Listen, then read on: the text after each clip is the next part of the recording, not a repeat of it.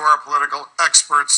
Gloria, at his news conference in Scotland today, he spent a lot of time, most of the time, in his opening, 13-minute statement, talking about his new golf course, his golf resort over there, as opposed to talking about Brexit. How does that play politically? Well, and one other thing he did, Wolf, when he talked about the politics of it, he talked about President Obama. And, there used to be this old rule that politics stops at the water's edge. When you're on foreign soil, you don't criticize the President of the United States. Well, okay, that's over with. Let's set that aside.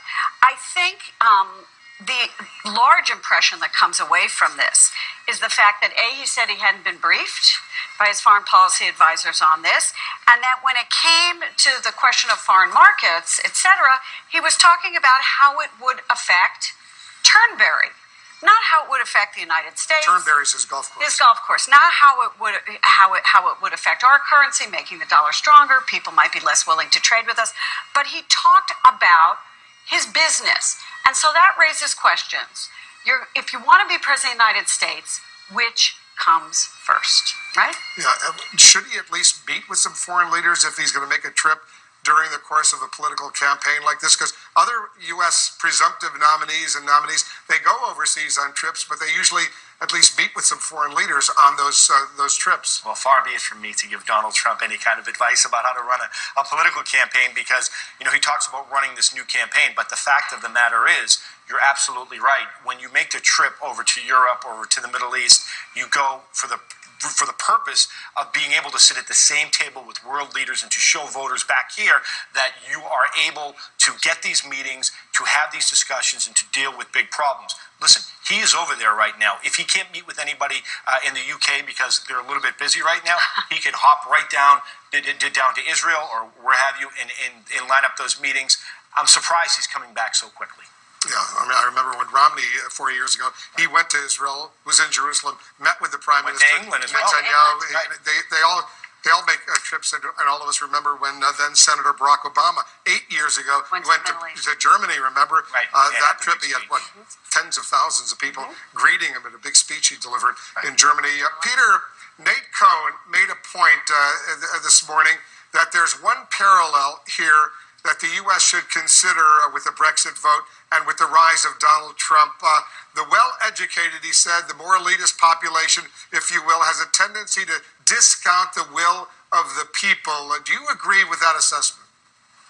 Yeah, I think there's something to that, and I think there's been a certain kind of disbelief. You saw that disbelief in the United States about the polls showing that Trump was doing really well. We saw some of that in the UK too. People believe that even though the polls showed that it was very close, that somehow at the end of the day, people would never actually pull the trigger on Brexit.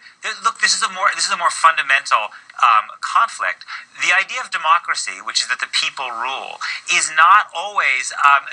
There's a tension between the idea that the people make decisions, which were democracy, and the idea that we have certain rights that the people are not supposed to be able to override. So a majority of Americans might want to ban Muslims from coming into the country. That's their democratic right. But we're all supposed to have certain freedoms in the United States that the people can't overrule. And this very fundamental tension between democracy on the one hand and liberty on the other is part of what you're seeing playing out. Gloria, what do you think? Yeah, no, I totally agree. I mean, I think you make a very good point. I mean, there is this tension. We saw it in our election. We were wrong, if you call us part of the elite. We didn't predict the rise of Donald Trump. I think now, however, in our own framework here, we're in a different context. We moved out of the primaries. We're moving to a general election. So they're not only the base Republican voters, but you have the persuadables and the independent voters. And so you're bringing in a new segment of the electorate, which will be taking a harder look. Some of them will be elite, and some of them aren't. Did the polls get it wrong this time in Britain? I don't really. know. I mean, look, I think it was going to be a close vote no matter what. In fact, when I was watching the returns last night, I thought that Brexit was going to go away, that they were going to stay and not leave. But if you look at where the vote came in the UK, it was very much like what you see in the US. It wasn't the urban centers, right? It was the Rust Belt, right, of what we say Middle America. So listen. Now the UK has got to deal with what they've dealt themselves, and perhaps it works well for them, perhaps it doesn't. But the question is does a domino effect roll into us? We know the Trump supporters think this bodes well for Donald Trump heading into November. We see. All right, guys, stand by. Coming up, dangerous new threats from Kim Jong-un. Why is the volatile North Korean dictator